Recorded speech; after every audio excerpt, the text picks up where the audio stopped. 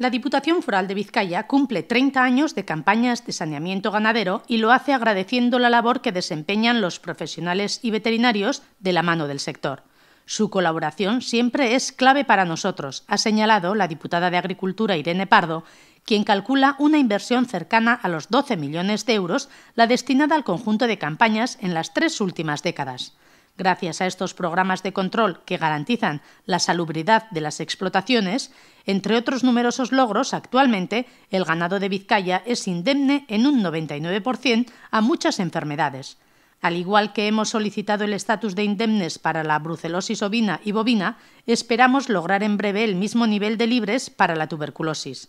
Abordar nuevas patologías que afectan a la rentabilidad de las explotaciones es otro de los pasos a futuro, ha añadido la diputada de Agricultura.